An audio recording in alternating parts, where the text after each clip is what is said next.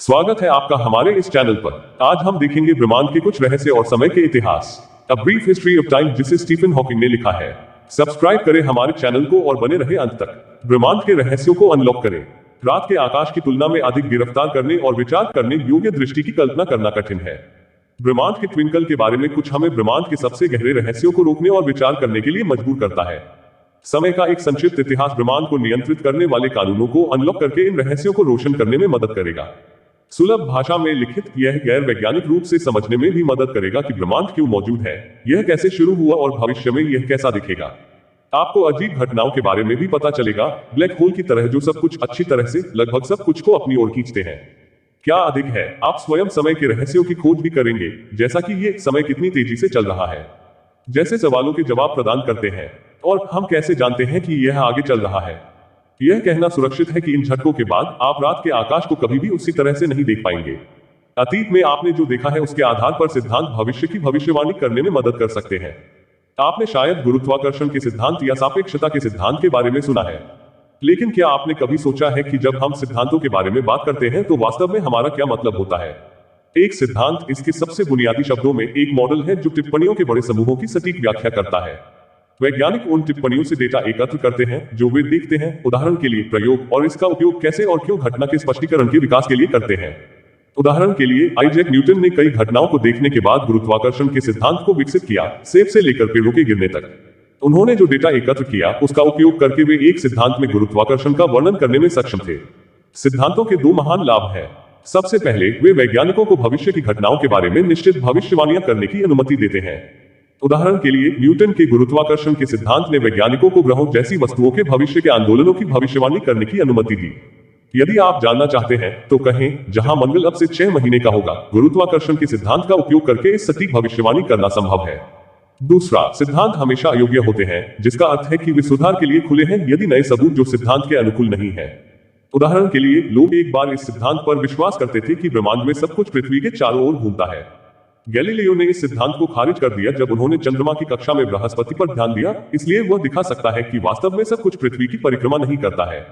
इसलिए प्रभाव में एक एकल भविष्य अवलोकन हमेशा एक सिद्धांत को अमान्य कर सकता है, चाहे वह कितना भी विश्वसनीय क्यों न हो। इसका मतलब यह है कि सिद्धांत कभी सही साबित नहीं हो सकते हैं, और यह विज्ञान को लगातार विकसित होने वाली प्रक्रिया बनाता है। 1600 के दशक में आइजैक न्यूटन ने जिस तरह से हम सोचते हैं कि वस्तुएं कैसे चलती हैं, इसके बारे में क्रांति की। आइजैक न्यूटन से पहले लोगों ने सोचा था कि एक वस्तु की प्राकृतिक स्थिति पूर्ण आराम पर है। इसका मतलब है कि यदि कोई बल उस पर कार्रवाई नहीं कर रहा था तो वस्तु पूरी तरह से बनी रहेगी। 1600 के दशक में न्यूटन ने इस लंबे समय से आयोजित विश्वास को पूरी तरह से भंग कर दिया। इसके स्थान पर उन्होंने एक सिद्धांत पेश किया जिसमें कहा गया था कि ब्रह्मांड में सभी वस्तुएं स्थिर होने के बजाय वास्तव में स्थिर गति में थी। न्यूटन ने अपनी खोज के माध्यम से यह निर्धारित किया कि ब्रह्मांड में ग्रह और तारे एक दूसरे के संबंध में लगातार बढ़ रहे थे। उदाहरण के लिए, पृथ्वी लगातार सूर्य की परिक्रमा कर रही है और पूरा सौरमंडल आकाशगंगा के चारों ओर चक्कर लगा रहा है। इसलिए कुछ भी अभी भी नहीं है। ब्रह्मांड में सभी वस्तुएं कैसे चलती हैं, इसका वर्णन करने के लिए न्यूटन ने 3 कानून विकसित किए। न्यूटन के पहले कानूनों में कहा गया है कि सभी ऑब्जेक्ट एक सीधी रेखा में चलते रहेंगे यदि किसी अन्य बल द्वारा कार्रवाई नहीं की जाती है। यह गैलीलियो द्वारा एक प्रयोग में प्रदर्शित किया गया था जिसमें उन्होंने एक ढलान के नीचे गेंदों को लुढ़काया। चूंकि गुरुत्वाकर्षण गेंदों पर अभिनय करने वाला एकमात्र बल था, वे एक सीधी रेखा में लुके। न्यूटन के दूसरे कानून में कहा गया है कि एक वस्तु उस पर कार्य करने वाले बल के समानुपाती दर पर गति करेगी। उदाहरण के लिए, अधिक शक्तिशाली इंजन वाली कार कम शक्तिशाली इंजन के साथ एक से अधिक तेजी से बढ़ेगी। यह कानून यह भी बताता है कि शरीर का द्रव्यमान जितना अधिक होता है उतनी ही कम बल उसकी गति को प्रभावित करता है। उदाहरण के लिए, यदि एक ही इंजन वाली 2 कारें हैं तो भारी कार को गति देने में अधिक समय लगेगा। न्यूटन के तीसरे नियम में गुरुत्वाकर्षण का वर्णन है। इसमें कहा गया है कि ब्रह्मांड के सभी निकाय अन्य पिंडों को प्रत्येक वस्तु के द्रव्यमान के अनुपात में आकर्षित करते हैं। इसका मतलब यह है कि यदि आप एक वस्तु के द्रव्यमान को 2 गुना करते हैं तो बल 2 गुना महान होगा। यदि आप एक वस्तु का द्रव्यमान 2 गुना करते हैं और दूसरे को 3 गुना करते हैं तो बल 6 गुना महान होगा। तथ्य यह है कि प्रकाश की गति निरंतर है कि आप हमेशा कुछ और के सापेक्ष कुछ गति को माप नहीं सकते हैं। हमने देखा है कि न्यूटन के सिद्धांत ने कैसे पूरी तरह से आराम किया और इस विचार के साथ प्रतिस्थापित किया कि किसी वस्तु की गति किसी और चीज की गति के सापेक्ष है। फिर भी सिद्धांत ने यह भी सुझाव दिया कि किसी वस्तु की गति सापेक्ष है। उदाहरण के लिए, कल्पना करें कि आप 100 मील प्रति घंटे की यात्रा करने वाली ट्रेन में बैठकर एक किताब पढ़ रहे हैं। आप कितनी तेजी से यात्रा कर रहे हैं? ठीक है, ट्रेन गति अतीत को देखने वाले एक दर्शक द्वारा आप 100 मील प्रति घंटे की यात्रा कर रहे हैं। लेकिन आप जो किताब पढ़ रहे हैं उसके सापेक्ष आपकी गति 0 मील प्रति घंटे है, तो आपकी गति किसी अन्य वस्तु के सापेक्ष होती है। फिर भी न्यूटन के सिद्धांत में एक बड़ा छेद विकसित हुआ, प्रकाश की गति। प्रकाश की गति स्थिर है, सापेक्ष नहीं है। यह हमेशा 1,86,000 मीटर प्रति सेकंड है। इससे कोई फर्क नहीं पड़ता कि कुछ और कितनी तेजी से हो रहा है, प्रकाश की गति समान है। उदाहरण के लिए, यदि वह ट्रेन 100 मील प्रति घंटे पर प्रकाश की किरण की ओर गति कर रही है, तो प्रकाश की गति 1,86,000 मीटर प्रति सेकंड होगी। फिर भी यदि वह ट्रेन लाल सिग्नल पर रुकती है, तो प्रकाश की किरण 1,86,000 मीटर प्रति सेकंड होगी। इससे कोई फर्क नहीं पड़ता कि प्रकाश को कौन देख रहा है या कितनी जल्दी वे यात्रा कर रहे हैं, इसकी गति हमेशा समान रहेगी। यह तथ्य न्यूटन के सिद्धांत के लिए समस्याएं पैदा करता है। पर्यवेक्षक की स्थिति की परवाह किए बिना कुछ की गति स्थिर कैसे हो सकती है? इसका उत्तर 20वीं शताब्दी की शुरुआत में पता चला जब एल्बर्ट आइंस्टीन ने सापेक्षता के अपने सिद्धांत को पोस्ट किया। सापेक्षता का सिद्धांत कहता है कि समय ही निश्चित नहीं है। प्रकाश की गति निरंतर न्यूटन के सिद्धांत के लिए समस्याग्रस्त थी, क्योंकि यह साबित हुआ कि गति हमेशा सापेक्ष नहीं थी। इसलिए वैज्ञानिकों को एक अद्यतन मॉडल की आवश्यकता थी जो प्रकाश की गति को ध्यान में रखे। एल्बर्ट आइंस्टीन ने इस तरह के सिद्धांत, सापेक्षता के सिद्धांत को विकसित किया। सापेक्षता के सिद्धांत में कहा गया है कि विज्ञान के नियम सभी स्वतंत्र रूप से चलने वाले पर्यवेक्षकों के लिए समान है। इसका मतलब यह है कि किसी की गति चाहे जितनी भी हो, वे प्रकाश की समान गति का निरीक्षण करेंगे। यह पहली नजर में काफी सीधा लग सकता है, लेकिन इसके केंद्रीय सुझावों में से एक वास्तव में बहुत से लोगों के लिए समझना मुश्किल है। यह बताता है कि समय सापेक्ष है। इसका मतलब यह है कि क्योंकि प्रकाश की गति अलग अलग गति से घूमने वाले पर्यवेक्षकों के लिए नहीं बदलती है, एक दूसरे के सापेक्ष यात्रा करने वाले पर्यवेक्षक वास्तव में एक ही घटना के लिए अलग अलग समय को मापेंगे। उदाहरण के लिए कहते हैं कि प्रकाश का एक फ्लैश दो पर्यवेक्षकों को भेजा जाता है। एक प्रकाश की ओर यात्रा कर रहा है जबकि दूसरा विपरीत दिशा में तेज गति से यात्रा कर रहा है। दोनों पर्यवेक्षकों के लिए प्रकाश की गति समान होगी, भले ही वे अपेक्षाकृत अलग गति से यात्रा कर रहे हों और विभिन्न दिशाओं में जा रहे हों। अविश्वसनीय रूप से इसका मतलब यह होगा कि वे प्रत्येक फ्लैश इवेंट का अनुभव करते हैं जैसे कि यह दो अलग अलग समय पर हुआ था। इसका कारण यह है कि समय उस दूरी से निर्धारित होता है जिसे किसी चीज ने अपनी गति से विभाजित किया है। प्रकाश की गति दोनों पर्यवेक्षकों के लिए समान है, लेकिन जैसे ही दूरी अलग होती है, समय प्रत्येक पर्यवेक्षक के सापेक्ष होता है। यदि प्रकाश के स्पंदन के उत्सर्जित होने पर दोनों पर्यवेक्षकों ने रिकॉर्ड करने के लिए घड़ियों को चलाया, तो ये एक ही घटना के लिए दो अलग अलग समय की पुष्टि करेंगे। तो कौन सही है? न प्रेक्षक, समय दोनों पर्यवेक्षकों के दृष्टिकोण के सापेक्ष और अद्वितीय है। चूंकि कोई कणों का सटीक माप नहीं कर सकता है, वैज्ञानिक भविष्यवाणियां करने के लिए क्वांटम राज्य नामक कुछ का उपयोग करते हैं। सारा मामला इलेक्ट्रॉनों या फोटॉन जैसे कणों से बना है। ब्रह्मांड के बारे में अधिक जानने के लिए वैज्ञानिक उन्हें मापना चाहते हैं और उनकी गति का अध्ययन करना चाहते हैं। हालांकि जब आप उनका अध्ययन करने की कोशिश करते हैं तो कण कुछ बहुत ही अजीब करते हैं। विचित्र रूप से, जितना अधिक आप एक कण की स्थिति को मापने की कोशिश करते हैं, उतनी ही अनिश्चितता इसकी गति बन जाती है और वास्तव में इसकी गति को मापा जाता है, कम निश्चित रूप से इसकी स्थिति बन जाती है। पहली बार 1920 के दशक में खोजी गई इस घटना को अनिश्चितता सिद्धांत कहा जाता है। अनिश्चितता सिद्धांत के कारण वैज्ञानिकों को कणों को देखने के अन्य तरीकों का उपयोग करना पड़ा, इसलिए उन्होंने इसके बजाय एक कण की क्वांटम स्थिति को देखना शुरू कर दिया।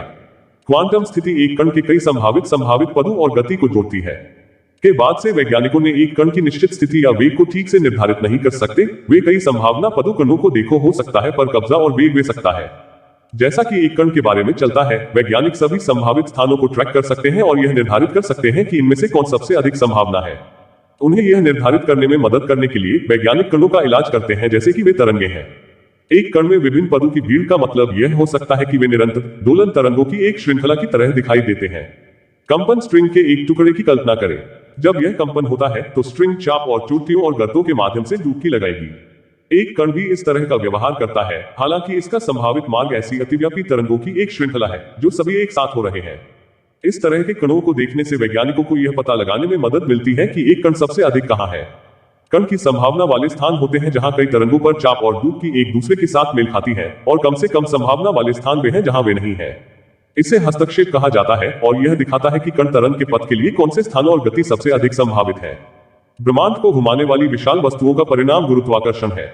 जब आप अपने आसपास की दुनिया को देखते हैं तो आप इसे 3 आयामों में देख रहे हैं, अर्थात आप इसकी ऊंचाई, चौड़ाई और गहराई से किसी भी वस्तु का वर्णन कर सकते हैं।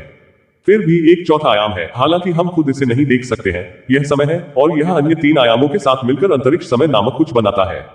ब्रह्मांड में घटनाओं का वर्णन करने के लिए वैज्ञानिक अंतरिक्ष समय के इस 4 आयामी मॉडल का उपयोग करते हैं।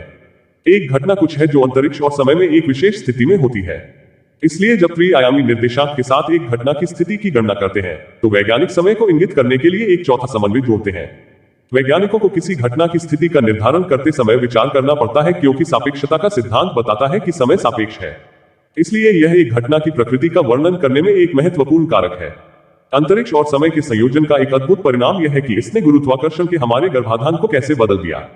गुरुत्वाकर्षण अंतरिक्ष समय पर भारी वस्तुओं का परिणाम है। हमारे सूरज की तरह एक विशाल द्रव्यमान घटता है और वास्तव में अंतरिक्ष समय को बदल देता है। इसे इस तरह से सोचें, अंतरिक्ष समय की कल्पना करें कि एक कंबल को फैलाकर हवा में रखा जाए। यदि आप कंबल के बीच में एक वस्तु रखते हैं तो कंबल वक्र होगा और वस्तु थोड़ी सी डूब जाएगी। अंतरिक्ष समय के लिए बड़े पैमाने पर वस्तुएं यही करती हैं। अन्य वस्तुएं अंतरिक्ष समय में इन वक्रों का अनुसरण करती हैं। ऐसा इसलिए है क्योंकि एक वस्तु हमेशा दो बिंदुओं के बीच सबसे छोटी यात्रा करती है, जो एक बड़ी वस्तु के चारों ओर एक गोलाकार कक्षा है। यदि आप उस कंबल को फिर से देखते हैं तो आप इसे देख सकते हैं। यदि आप कंबल पर नारंगी की तरह एक बड़ी वस्तु रखते हैं और फिर एक छोटे से रोल करने की कोशिश करते हैं, कहते हैं एक संगमरमर, इससे अतीत संगमरमर नारंगी द्वारा किए गए इंडेंटेशन का पालन करेगा। गुरुत्वाकर्षण उसी तरह से काम करता है। जब बहुत अधिक द्रव्यमान वाला तारा मर जाता है तो वह एक विलक्षणता में ढह जाता है जिसे ब्लैक होल कहते हैं। उनके जीवन काल के दौरान सितारों को गर्मी और प्रकाश पैदा करने के लिए भारी मात्रा में ऊर्जा की आवश्यकता होती है। फिर भी यह ऊर्जा हमेशा के लिए नहीं रहती है, अंततः यह निकल जाता है, जिससे तारा मर गया। किसी तारे का क्या होता है जब वो मर जाता है तो उसके आकार पर निर्भर करता है। जब एक बहुत बड़ा तारा ऊर्जा से बाहर निकलता है तो कुछ शानदार बनता है, एक ब्लैक होल। एक ब्लैक होल होता है क्योंकि अधिकांश विशाल सितारों का गुरुत्वाकर्षण क्षेत्र इतना मजबूत होता है। जबकि तारा जीवित है, वह खुद को ढहने से बचाने के लिए अपनी ऊर्जा का उपयोग करने में सक्षम है। लेकिन जब तारा ऊर्जा से बाहर निकलता है तो वह गुरुत्वाकर्षण को दूर नहीं कर सकता है और उसका क्षय करने वाला शरीर अपने आप ढह जाता है। सब कुछ एक असीम घने गोलाकार बिंदु की ओर अंदर की ओर खींचा जाता है, जिसे एक विलक्षणता कहा जाता है। यह विलक्षणता ब्लैक होल है। जब एक ब्लैक होल बनता है तो अंतरिक्ष समय को उसके गुरुत्वाकर्षण द्वारा इतनी गहराई से घुमावदार किया जाता है कि प्रकाश भी उसके साथ झुक जाता है। न केवल पास की हर चीज में एक ब्लैक होल खींचता है, यह किसी भी चीज को रोकता है जो इसके चारों ओर एक निश्चित सीमा को फिर से भागने से रोकता है बिना किसी वापसी के। इस बिंदु को घटना क्षितिज कहा जाता है, और प्रकाश भी नहीं, जो किसी भी चीज की तुलना में तेजी से यात्रा करता है। ब्रह्मांड इस पर वापस बच सकता है। यह एक सवाल उठाता है, यदि एक ब्लैक होल प्रकाश को अवशोषित करता है और कुछ और जो उसके घटना क्षितिज को पार करता है, तो हम कैसे जान सकते हैं कि वे वहां हैं? वैज्ञानिक ब्रह्मांड पर उनके गुरुत्वाकर्षण प्रभाव की तलाश में और तारों की परिक्रमा के साथ उनकी बातचीत द्वारा उत्पन्न एक्सरे के लिए ब्लैक होल की खोज करते हैं। उदाहरण के लिए वैज्ञानिक काले और बड़े पैमाने पर वस्तुओं की परिक्रमा करते हैं जो ब्लैक होल हो सकते हैं। वे एक्स-रे और अन्य तरंगों की भी तलाश करते हैं जो आमतौर पर पदार्थ द्वारा उत्पादित होती हैं जब इसे एक ब्लैक होल द्वारा चूसा और फाड़ा जाता है। यहां तक हमारी आकाशगंगा के केंद्र में रेडियो और अवरक्त तरंगों का एक स्रोत है जो एक सुपरमैसिव ब्लैक होल हो सकता है। ब्लैक होल विकिरण का उत्सर्जन करते हैं जो वाष्पीकरण के माध्यम से उनके निधन का कारण बन सकता है। यदि ब्लैक होल का गुरुत्वीय खिंचाव इतना मजबूत होता है कि प्रकाश भी इससे बच नहीं सकता है, तो आपको लगता है कि और कुछ भी नहीं बच सकता है। लेकिन आप गलत होंगे। वास्तव में ब्लैक होल को कुछ रिलीज करना होगा, अन्यथा वे ऊष्मप्रवैगिकी के दूसरे नियम को तोड़ देंगे। ऊष्मप्रवैगिकी का सार्वभौमिक दूसरा नियम कहता है कि एंट्रोपी, अधिक विकार की ओर झुकाव, हमेशा बढ़ता है। और जैसे जैसे एंट्रोपी बढ़ती जाती है, तापमान बढ़ना चाहिए। इसका एक उदाहरण है आग लगाने वाला। आग में रहने के बाद लाल गर्म चमकता है और गर्मी के रूप में विकिरण छोड़ता है। दूसरे नियम के अनुसार चूंकि ब्लैक होल ब्रह्मांड से अव्यवस्थित ऊर्जा में चूसते हैं, इसलिए ब्लैक होल का प्रवेश भी बढ़ना चाहिए। और एंट्रोपी में इस वृद्धि के साथ ब्लैक होल को गर्मी से बचने देना चाहिए। गर्मी के भागने के लिए संभव है, क्योंकि यद्यपि कुछ भी नहीं है कि एक ब्लैक होल के घटना क्षितिज बीत चुका है, बच सकते हैं। आभासी जोड़े के कणों और प्रतिकण घटना क्षितिज के पास ऊष्मप्रवैगिकी के दूसरे कानून के संरक्षण। आभासी कण ऐसे कण हैं जिनका पता नहीं लगाया जा सकता है, लेकिन जिनके प्रभाव को मापा जा सकता है। जोड़ी में भागीदारों में से एक में सकारात्मक ऊर्जा है और दूसरे में नकारात्मक ऊर्जा है। एक ब्लैक होल में गुरुत्वाकर्षण इतना मजबूत होता है कि वह नेगेटिव कण को होल में सोख सकता है और ऐसा करने में अपने पार्टनर को ब्रह्मांड में संभवतः बच निकलने के लिए पर्याप्त ऊर्जा देता है और ऊष्मा के रूप में उत्सर्जित होता है। यह ब्लैक होल को विकिरण का उत्सर्जन करने की अनुमति देता है और इस प्रकार ऊष्मप्रवैगिकी के दूसरे नियम का पालन करता है। उत्सर्जित होने वाले धनात्मक विकिरण की मात्रा को ब्लैक होल में डाले जा रहे नकारात्मक कणों द्वारा संतुलित किया जाता है। नकारात्मक कणों का यह आवक प्रवाह ब्लैक होल के द्रव्यमान को कम कर सकता है, जब तक कि अंततः यह वाष्पित हो जाता है और मर जाता है। और अगर इसका द्रव्यमान काफी छोटा हो जाता है तो ब्लैक होल एक बड़े पैमाने पर अंतिम विस्फोट में समाप्त हो जाएगा, लाखों एच बम के रूप में। यद्यपि हम निश्चित नहीं हो सकते हैं, ऐसे मजबूत संकेतक हैं जो सुझाव देते हैं कि समय केवल आगे की ओर बढ़ सकता है। ऐसे परिदृश्य की कल्पना करें जहां ब्रह्मांड अनुबंधित होने लगा और समय पिछड़ने लगा। वह किस तरह का होगा? शायद घड़ियां पिछड़ जाती और इतिहास का पाठ्यक्रम उल्टा हो जाता। वैज्ञानिकों ने इसे पूरी तरह से खारिज नहीं किया है, लेकिन 3 मजबूत संकेतक हैं जो सुझाव देते हैं कि समय केवल आगे बढ़ता है।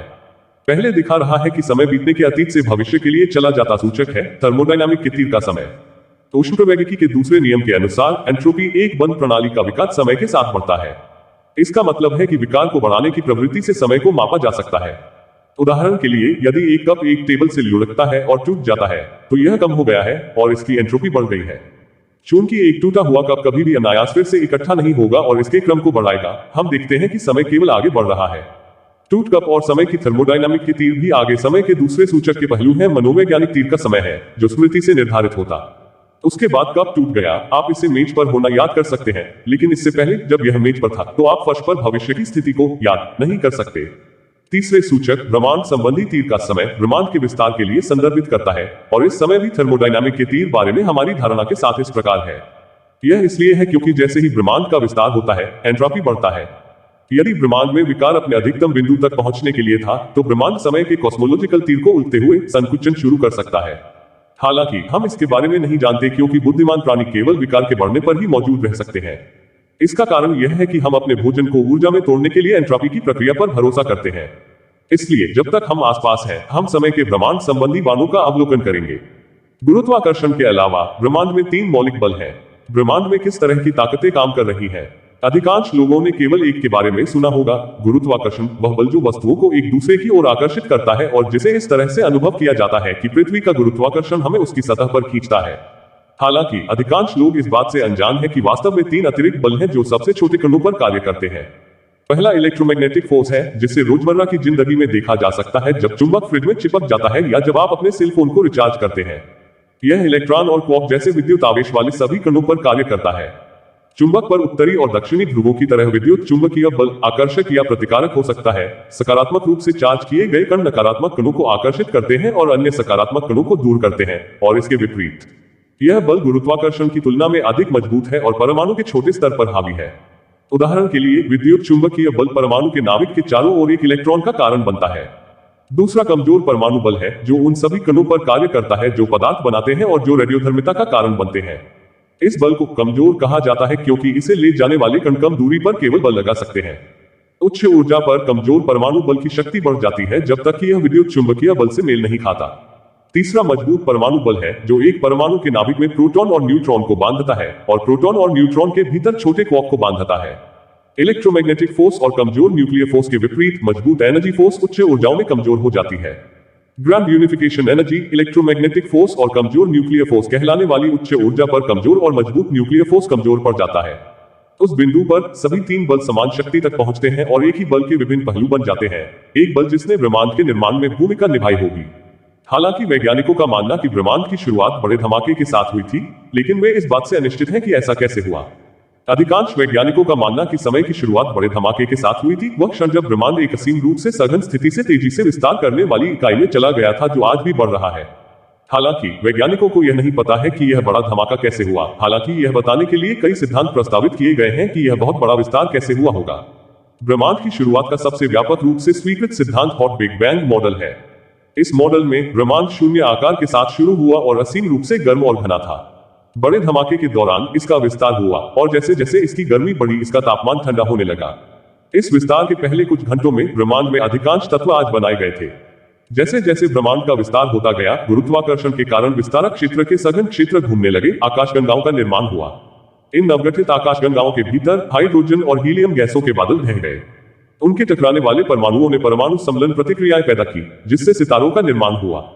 जब ये तारे बाद में मर गए और ध्वस्त हो गए, तो उन्होंने विशाल तारकीय विस्फोट पैदा किए, जिसने ब्रह्मांड में और तत्वों को बाहर निकाल दिया। इसने नए सितारों और ग्रहों के जन्म के लिए सामग्री प्रदान की। हालांकि यह आमतौर पर बड़े धमाके और समय के जन्म का स्वीकृत संस्करण है, इसका एकमात्र मॉडल नहीं है। एक अन्य मॉडल मुद्रास्फीति मॉडल है। इस मॉडल का प्रस्ताव है कि प्रारंभिक ब्रह्मांड की ऊर्जा इतनी अधिक थी कि मजबूत परमाणु बल, कमजोर परमाणु बल और विद्युत चुंबकीय बल की ताकत बराबर थी। जैसे जैसे ब्रह्मांड का विस्तार हुआ, तीनों सेनाओं ने बहुत जल्दी अलग अलग ताकत हासिल कर ली। जैसे जैसे सेना विभाजित हुई, भारी मात्रा में ऊर्जा जारी की गई। इसका गुरुत्वाकर्षण रोधी प्रभाव होता, जिससे ब्रह्मांड का तेजी से विस्तार होता और बढ़ती दर पर। भौतिक विज्ञानी सामान्य सापेक्षता और क्वांटम भौतिकी को एकजुट नहीं कर पाए हैं। ब्रह्मांड को समझने और वर्णन करने की उनकी इच्छा में वैज्ञानिकों ने 2 प्रमुख सिद्धांत विकसित किए हैं।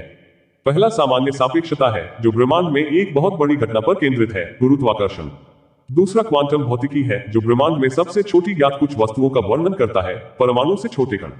जबकि दोनों सिद्धांत महान अंतर्दृष्टि प्रदान करते हैं, क्वांटम भौतिकी के समीकरणों के साथ और सामान्य सापेक्षता के साथ क्या भविष्यवाणी की जाती है और क्या मनाया जाता है, इसमें बड़े अंतर हैं। इसका मतलब यह है कि वर्तमान में सब कुछ के एक पूर्ण एकीकृत सिद्धांत बनाने के लिए उन्हें एक साथ संयोजित करने का कोई तरीका नहीं है। एक मुद्दा जो दो सिद्धांतों को एक साथ लाने से रोकता है, वह यह है कि वैज्ञानिकों ने क्वांटम भौतिकी में कई समीकरणों का उपयोग किया है जो असंभव रूप से असंभव अनंत मूल्यों में परिणाम देते हैं। उदाहरण के लिए, समीकरणों के अनुसार अंतरिक्ष समय का वक्र अनंत होगा, कुछ अवलोकनों को गलत दिखाया गया है।